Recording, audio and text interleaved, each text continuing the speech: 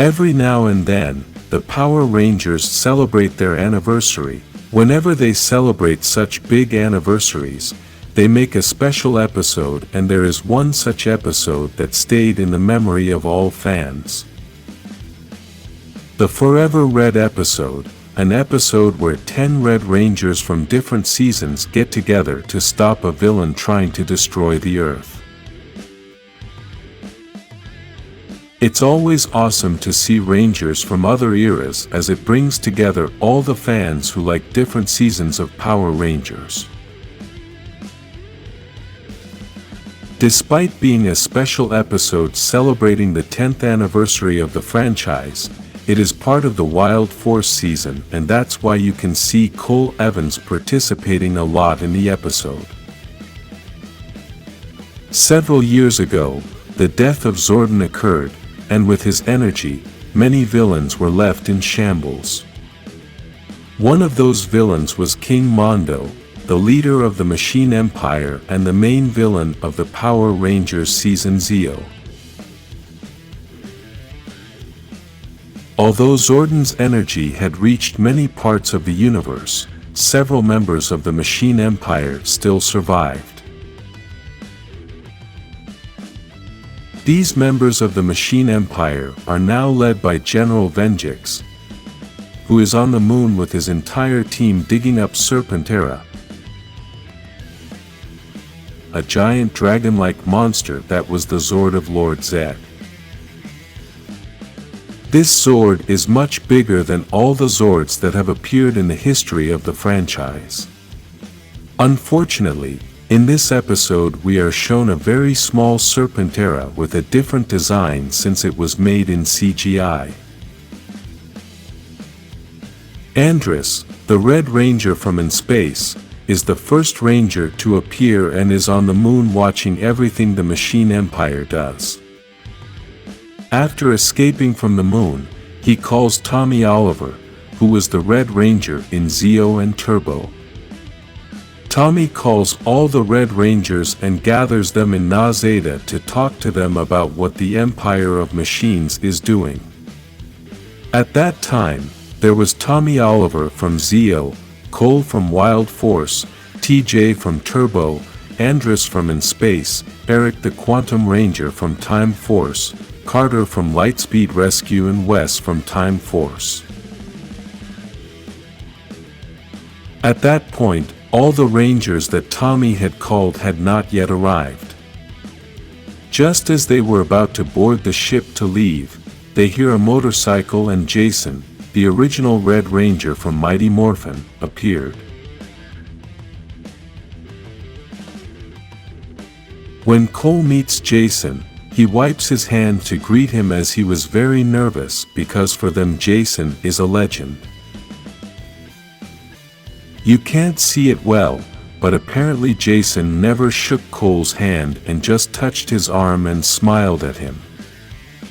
We can see that Jason treats Cole like a rookie throughout the episode, and this changes Jason's personality a bit since in Mighty Morphin he was never like that.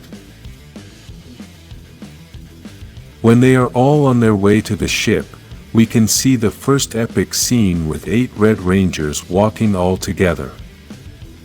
On the moon they all gather the entire Machine Empire to pay tribute to their King Mondo and plan what they are going to do to conquer the universe. Then, we can see Leo from Lost Galaxy take out his red Quasar saber to be once again the Red Ranger. On the ship we can see Andrus enter the meeting along with Alpha 7, which many have confused with Alpha 5. Tommy tells them what the mission is going to be, and Jason mentions Serpentera since he had to fight against Lord Zed when he was handling Serpentera. As the Machine Empire prepares to board Serpentera, the Red Rangers show up to stop them. At that moment the first battle begins, but Venjix escapes, and Cole tries to stop him. Venjix attacks him and is about to destroy him, but Leo and Oriko, the Red Ranger of the Alien Rangers, appears. As a curious fact, we can see that Leo comes out of his transformation, but Oriko does not. Here we get to the second epic scene, when Venjix can't believe there are 10 Red Rangers, and they all stand at attention to start the second battle. Then the action begins when Jason announces that it's Morphin time. All the Rangers do their morphing, and at the end we get to see one of the most epic scenes in all of Power Rangers history. All the Red Rangers gather together and there is a big explosion of red behind all of them. The second battle begins, and all the Rangers unite to fight two Rangers against one monster. In this battle we get to see great moves from each Ranger, starting with the screw kick that Jason does to help Cole. We also get to see Wes and Tommy fighting together, and at that moment Tommy does his special kick, but the amazing thing was how they filmed the scene. Then, we see a really cool moment when the Alien Ranger and the Quantum Ranger help each other, and Eric uses one of the most powerful weapons, the Quantum Defender. We also got to see Leo and TJ fighting with their swords, both of which made spectacular moves. Then, it's time for Andrus and Carter, who are using their blasters to defend themselves. At the end we can see Cole making a big attack against Venjix, who escapes and tackles Serpentera. This would seem to be the end of the mission, but Cole has an idea and calls his motorcycle to fight the monster. Serpentera has a great weakness, and it is inside his mouth. Although it is not known if Cole knew this, yet he enters through its mouth and destroys Serpentera. In my opinion, even though the episode was very good, this ending took away from the credibility of everything, since Serpentera is a Zord that no one had been able to destroy, not even with other Megazords. Besides this, even though the episode was Wild Force, they should have included all the Rangers in the final destruction to make it even more epic.